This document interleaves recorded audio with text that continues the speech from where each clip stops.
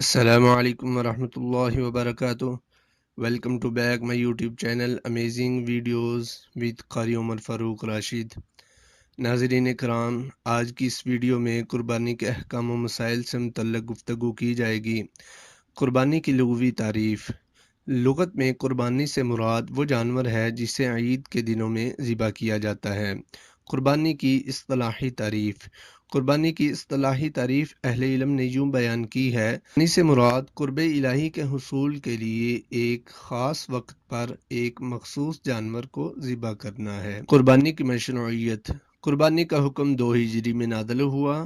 اس کی مشروعیت قرآن و سنت اور اجماع امت سے ثابت ہے۔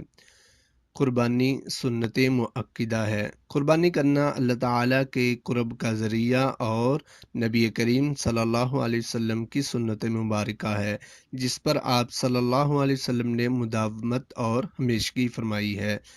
اگرچہ بعض اہل علم اس کے وجوب کے بھی قائل ہیں، لیکن جمہور اہل علم اس کے سنت مؤکدہ ہونے کے ہی قائل ہیں۔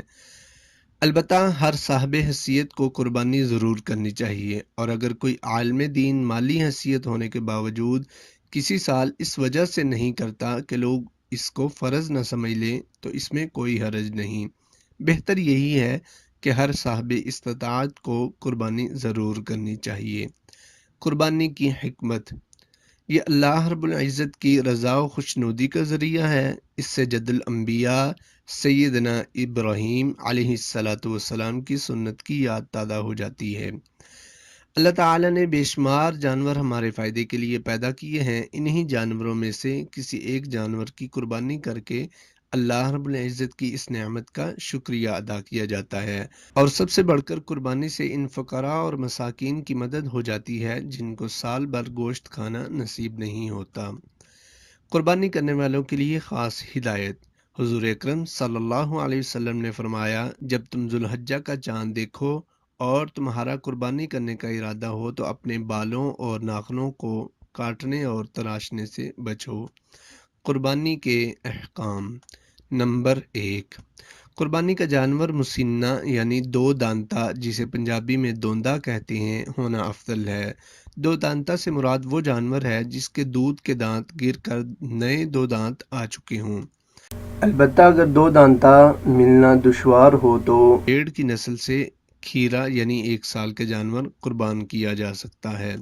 نمبر 2، قربانی کا انتخاب گائے، اونٹ، بھیڑ اور بکری کی نسل سے ہونا چاہیے، جیسا کہ آپ سکرین پر دیکھ رہے ہیں۔ ان میں سے ہر ایک کا مذکر اور مؤنث دونوں جانور ہیں، تو اس طرح یہ کل 8 قسمیں بن جاتی ہیں۔ انہی کو اللہ نے قرآن مجید میں بہیمۃ الانعام کہا ہے۔ نمبر 3، قربانی کا جانور درج ذیل عیوب سے پاک ہونا چاہیے۔ یک چشم یعنی کانا ہو، ایسا بیمار جس کی بیماری واضح ہو، ایسا لنگڑا جس کا لنگڑا پن واضح ہو، اتنا بوڑھا کہ اس کی ہڈیوں میں گودا نہ ہو۔ تو قربانی کا جانور ان 4 عیوب سے سلامت ہونا چاہیے۔ نمبر 4، قربانی کا جانور موٹا، تازہ اور حسب استطاعت ہونا چاہیے۔ یہ نہیں کہ آدمی ارب پتی ہو اور کوئی چھوٹا سا جانور قربان کرے، نعوذ باللہ، یہ تو اللہ سے مذاق ہے۔ نمبر 5، خصی اور غیر خصی ہر طرح کا جانور قربان کرنا درست ہے۔ نمبر 6، ایک قربانی تمام گھر والوں کی طرف سے کافی ہے، ہر فرد کی الگ الگ قربانی ہونا ضروری نہیں۔ واضح رہے کہ ایک سے زائد قربانیاں کرنا اگرچہ جائز ہے، لیکن تفاخر اور مقابلہ بازی کے انداز میں زیادہ جانور یا قیمتی جانور قربان کرنا یہ قربانی کے اصل مقصد کو ختم کرتا ہے، لہذا اس سے بچنا چاہیے۔ نمبر 7، قربانی کا وقت عید کی نماز سے بعد ہے۔ اس سے متعلق نبی کریم صلی اللہ علیہ وسلم نے فرمایا: بلا شبہ اس دن یعنی عید الاضحیٰ کے دن ہم پہلا کام یہ کرتے ہیں کہ نماز عید ادا کرتے ہیں اور پھر واپس آ کر قربانی کرتے ہیں۔ چنانچہ جس نے ایسا کیا اس نے سنت کو پا لیا، اور جس نے عید کے نماز سے پہلے ذبح کیا تو وہ گوشت ہے جو اس نے اپنے گھر والوں کو دیا، قربانی کا اس سے کوئی تعلق نہیں۔ نمبر 8، قربانی کا جانور کسی سے ذبح کروانا یا اس سلسلے میں کسی سے مدد لینا درست ہے، نبی مکرم صلی اللہ علیہ وسلم اپنے دست مبارک سے قربانی کیا کرتے تھے۔ حجۃ الوداع کے موقع پر آپ نے خود اپنے ہاتھ سے 63 اونٹ ذبح کیے اور بقیہ 37 اونٹ سیدنا علی رضی اللہ تعالیٰ عنہ کے حوالے کیے اور انہوں نے وہ اونٹ ذبح کیے۔ نمبر 9، عورت بھی قربانی کا جانور ذبح کر سکتی ہے۔ سیدنا ابو موسیٰ اشعری رضی اللہ تعالیٰ عنہ نے اپنی بیٹیوں کو حکم دیا کہ وہ اپنی قربانیاں خود ذبح کرے۔ نمبر 10، اونٹ کو لٹا کر ذبح کرنے کی بجائے اسے نحر کیا جائے، اور نحر کرنے کا طریقہ یہ ہے کہ اونٹ کے اگلے بائیں پاؤں کو باندھ کر 3 پاؤں پر کھڑا کر کے اس کے حلقوم میں نیزہ یا چھری ماری جائے۔ نحر کرنے کا طریقہ آپ سکرین پر ملاحظہ فرما سکتے ہیں، جیسا کہ اونٹ کا بایاں پاؤں یعنی سامنے کی طرف سے دایاں پاؤں باندھا گیا ہے۔ نبی کریم صلی اللہ علیہ وسلم اونٹوں کو اسی طرح سے نحر کیا تھا اور صحابہ بھی اسی طرح کرتے تھے۔ نمبر 11، قربانی کو احسن انداز سے ذبح کرنا چاہیے۔ چھری وغیرہ تیز ہونی چاہیے تاکہ جانور کو تکلیف نہ ہو۔ نمبر 12، گائے میں 7 افراد اور اونٹ میں 7 اور 10 افراد تک شریک ہو سکتے ہیں۔